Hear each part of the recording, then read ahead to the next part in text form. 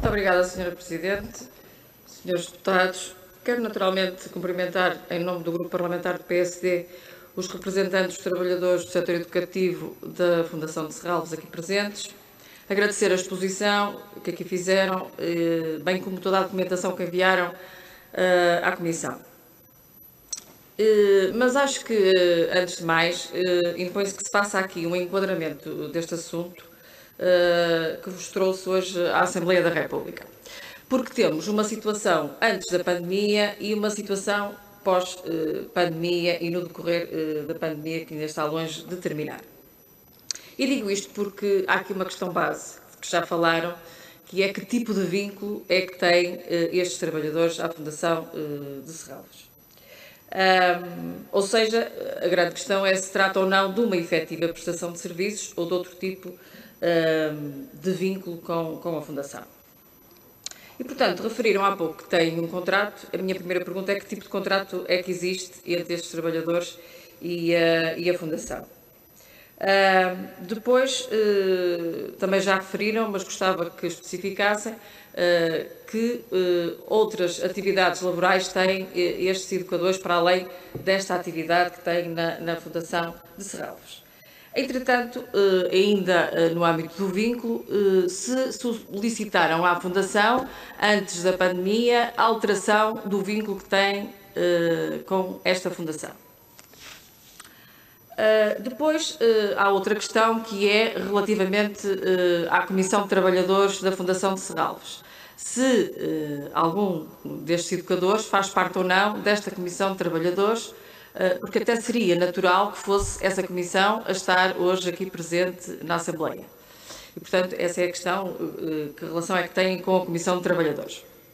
Depois, há aqui, de facto, deste processo, o que aconteceu depois da pandemia e que, entretanto, houve o encerramento das atividades da Fundação a partir do dia 13 de março, fruto do estado de emergência em que o país ficou. E, portanto, naturalmente que isto apanhou-nos a todos de surpresa e a todos os setores, mas, de facto, o setor da cultura foi um dos setores mais atingidos e com mais problemas devido à quebra de rendimentos.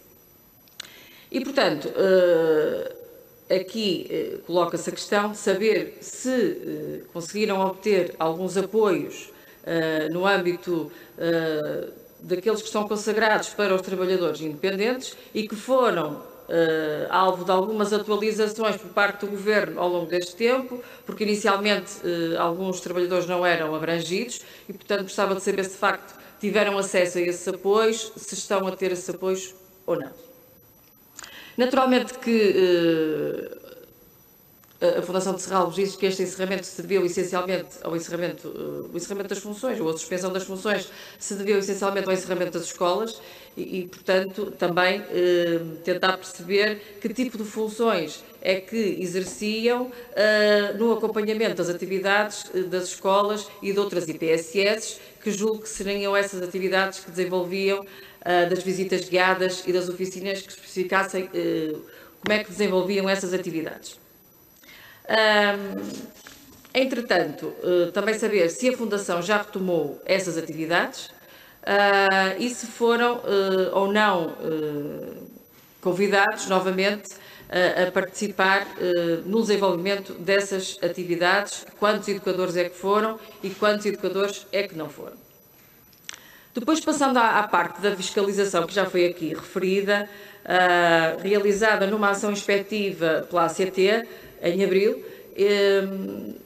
e que o Grupo Parlamentar do PSD, numa reunião da Comissão de Cultura em 25 de maio, solicitou que fosse enviado o relatório à Assembleia da República e, efetivamente, na resposta da Sra. Ministra do Trabalho, Solidariedade e Segurança Social, o que ela diz é que, efetivamente, não foram encontradas irregularidades e até diz mais, diz que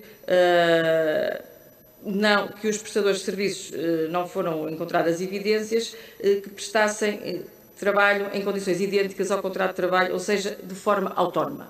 Portanto, isto é o que diz a Sra. Ministra e também a Sra. Ministra da Cultura aqui na Assembleia disse que não se tinham encontrado quaisquer irregularidades. Portanto, gostaria que comentassem Para além disso, também foi veiculado que teriam sido ouvidos depois deste processo inspectivo se ter iniciado e desenrolado, e portanto gostaria de saber em que datas é que foram ouvidos pela ACT.